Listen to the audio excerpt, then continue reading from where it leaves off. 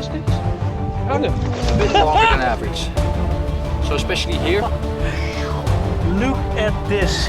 Fat zander as well. Wow, Mr. Z doesn't look that happy. Yeah. This is a heavyweight. Nice G. Epic. Super nice.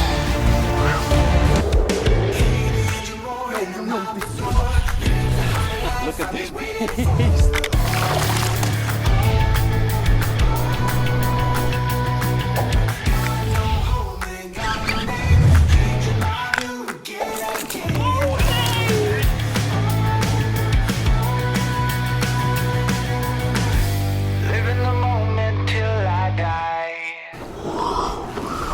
Oh, ik zie meteen hoe mijn muts zit. Ja, heb ik hem ook recht zitten? Moet ik recht Ik zitten? heb hem elke keer zo schuin zitten. Ja, dan moet ik ook eens even opletten inderdaad. Ja. Hello boys and girls, we're fishing at a super secret spot. The sun is coming through though. Fog is clearing. We have two types of fishing today on the menu. Call it spring fishing? Yeah, spring fishing? It's like spring fishing casting. We're gonna head out and I don't think we're gonna fish on the shallows, but we're gonna fish against the edge of the drop-off and fish with all kinds of jerkbaits. I think Frans as well. I'm looking at his relatively small tackle box that he brought for today, and it's not big at all. It's tiny. It's like this is his selection for today. So mine is obviously a bit bigger, but this is not the only thing we're gonna do today. We're also gonna target some fish in the dark. Oh, that's easy, man. That's easy, yeah. Well, that's a topic that we're going to discuss later on. We're going to do some pelagic fishing, so hopefully we're going to show you some big fish later in the night as well. Hopefully some daylight big fish as well.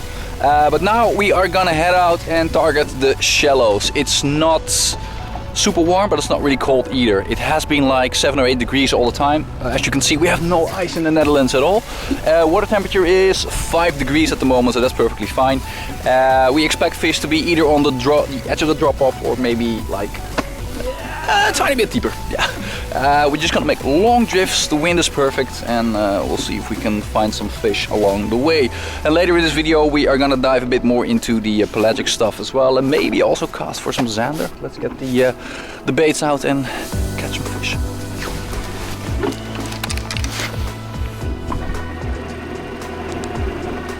Today I'll be starting with this one, the Fishion, what's it called? Big ass hybrid glider with a nice loud rattle in it. Yeah, I think I can reach 3 meters with this one, so perfect for the drop-offs. Look at how organized, man. These hook protectors from Savage are awesome, but you need to put them on every single bait. If you don't do it, then you get screwed over.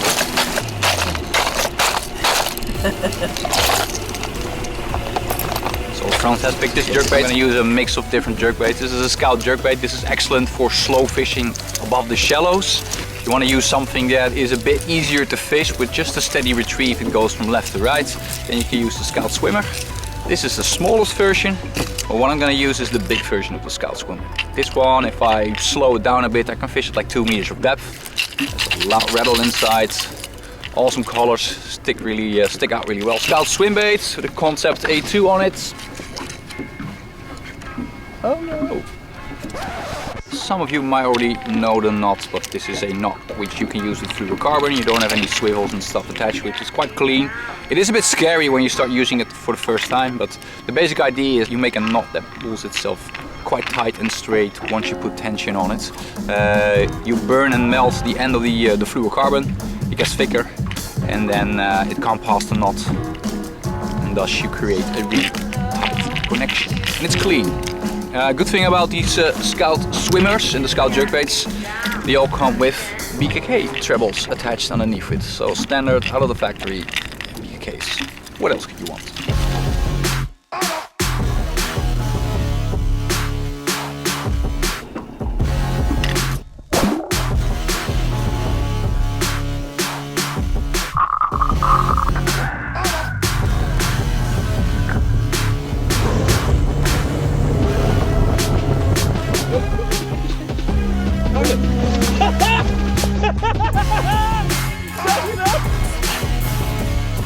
Of course, it's not a giant, but the take was really cool. It followed the bait up right next to the boat, and then ever so gently it grabbed it.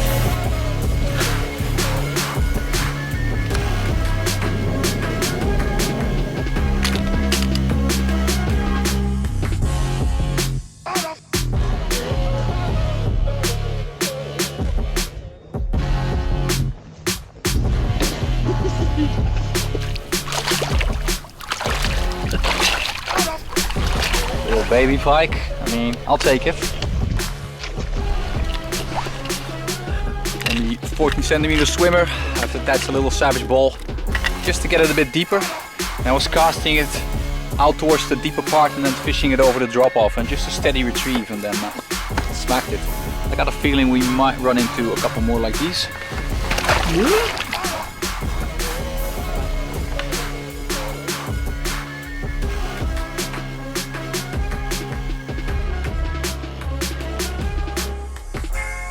So guys, before the darkness sets in, and thus also the cold, let me tell you something quickly about the gear that we're gonna use during the night, and also clothing. I think it's important to mention that once the sun sets, it gets even colder during winter throughout the day. Layers are way more important than owning a suit which is insulated and stuff.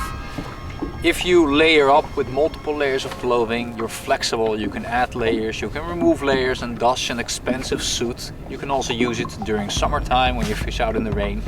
And you can use it during winter time, even when it's cold. Right now, I am wearing a t-shirt, a long sleeve sweater, a hoodie, which I can pull over my head if needed. And then on top of that, I got my Grundens, it's a puffer jacket. This is the forecast insulated jacket. And then over that, I'm start wearing my bib, so I keep the heat in. Underneath the bib, I've got a strip for you guys. Underneath the bib, I got a Savage Gear sweatpants. And underneath that, I got some kind of legging or thermal clothing. In terms of boots, I found out that you need boots that are like really warm. If two things are gonna get cold, it's either your feet or it's your hands. We'll talk about hands later on as well. But feet, I've been using these. These are Sorel. And these Sorels, I've been using them for 6 or 7 years now, I think. They are a bit clunky, I have to admit. You want to order one size bigger than you're normally used to, because you want to keep some warm air inside the boots themselves. So you want to have some room to wiggle around. If it's too tight, then it's going to push the blood out of your feet, and then you get cold anyway. So order a bit bigger. Underneath I usually wear ski socks or maybe 2 pairs of socks, but with these boots, never any issues with cold feet. Woolen gloves, these seem to work best for me. Order them in the proper size. If they're too tight, once again, it's gonna squeeze and cut out the blood supply. You don't want to have that. And what I like is gloves that are a bit longer than average. So especially here, your wrists are being protected. They are warm, and then that blood that flows into your hand is a warm blood supply, instead of having already being cooled at the wrist and then it ends up in your hands and it gets colder and colder. If it gets too cold, I like to put these little, how do you call it? Chemische zakjes. Hand warmers. Yeah, I like to use these little bags that you can shake a bit. Looks a bit odd. Great work. You can shake it a bit and then it starts to get warm and you get like 6 hours of heat. And then what I usually do is put them in the palm of my hand, start warming them up, and then I can fish the entire day. Put them in your palm of your hand and you still got the functionality of operating in a normal way. Your fingers are still exposed, which works fine for temperatures like 1 or 2 degrees below zero. Below that, you might want to look into gloves that have your fingers protected as well. So once that's all settled, the final thing you want to do is get some proper headwear. Get a nice hat, maybe have a buff so you can protect your neck as well.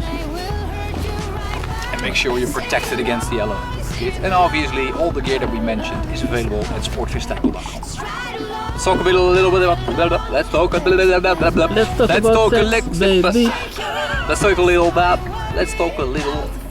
a little about gear now before the sun sets. I'm using one of the SG4 rods. This is a power game up to 80 gram, 40 to 80 gram casting weight. And as you can see,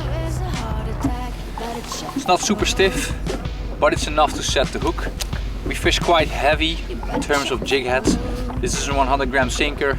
A relatively easy system, if I have to say. What we do over here, we have a fluorocarbon trace. This is Suffix 0.64. with a little PIKE snap on it. And then a split ring, a swivel and another split ring, and then we have a 1/0 PIKE attached to it. This is more than enough for a big fish to engulf it and being able to hook it. No issues with stingers and stuff like that, just a really robust setup where you don't need to worry about your tracer or stinger being cut off. The fluorocarbon isn't super thick. The reason for that is that we had no issues so far with hundreds of pike that we already caught with this system, but you do need to pay attention. Once you catch a fish and it inhale the bait, just inspect if there's any cuts and tears into the fluorocarbon. If you have any doubt at all, just trim off a couple centimeters, retie the snap, and you're good to go. This is a monster slug from Savage Gear. Unfortunately, I didn't have the 20 centimeter anymore, so this is the 25 with a couple of centimeters cut off. I trim it down towards like 20 centimeters. Make sure the lap ball is quite aligned with the body so you don't get extra resistance in the water. Works fine for big fish. Then we have the Scout Kicker, 18 centimeters. With this lap ball attached, it's close to 20 centimeters. Same setup as we mentioned before. One PIKE size one on top of it with a split ring, a swivel and a split ring attached to the lead head. And something we play around with as well is the Savage Gear Real Eel. Only this time we caught off about 20-25 centimeters, well 20 centimeters I guess. So it's actually just the Savage Gear Real Eel tail with, again, 100 gram sinker attached to it. The reason we fish with 100 grams is we want to fish as directly underneath the boat in the cone of the transducer. If you go any lighter, then you get that upward lift. This works perfect to keep the bait in the signal of the transducer, and thus it makes fishing a lot easier. And the pike and the zander don't seem to mind to engulf a bait like this. I mean, what's 100 grams for a big fish, right? It's almost time to catch them pelagically. But before that, I'm gonna have some noodles.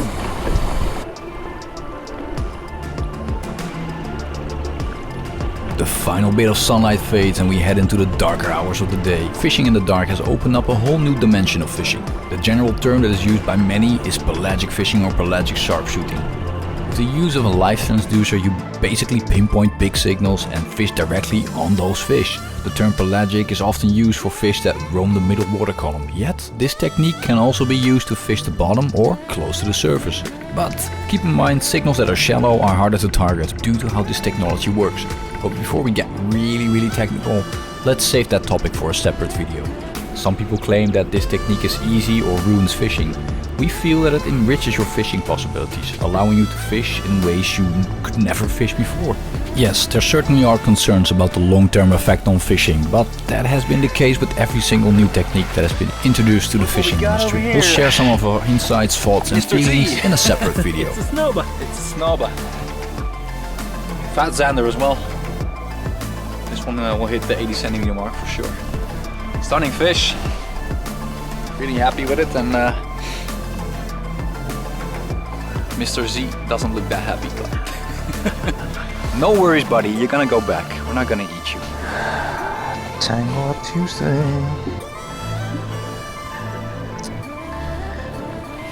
I don't want to retire my fluorocarbon, so. But at some point, oh, almost got it, almost got it.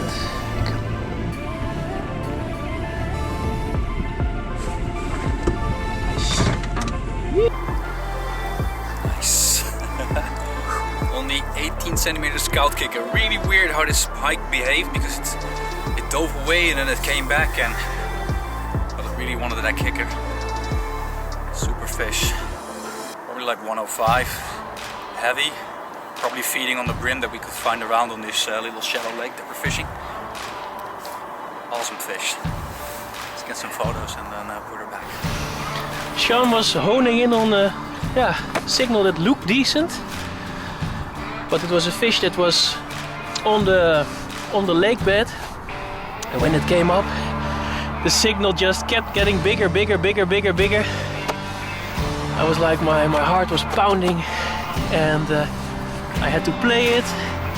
Just a little twitch, up, and like 2/3 on the way up to the surface, just a little tap, and then an insane fight.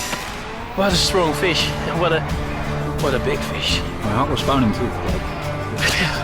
Please take it. Please take it. Well, we got it, buddy. We got it. Yeah, well, let's lift her out. Calm down, my friend.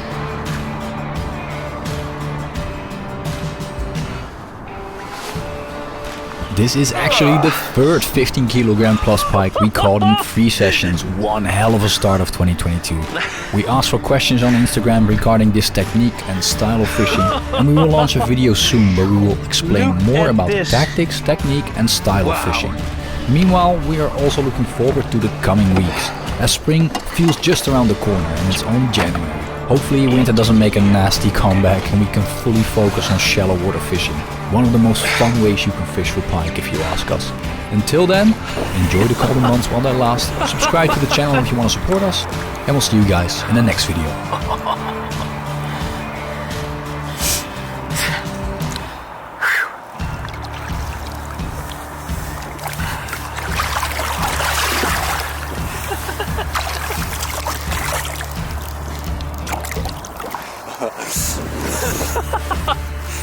Wow! Epic. Nice G. Epic. Super nice.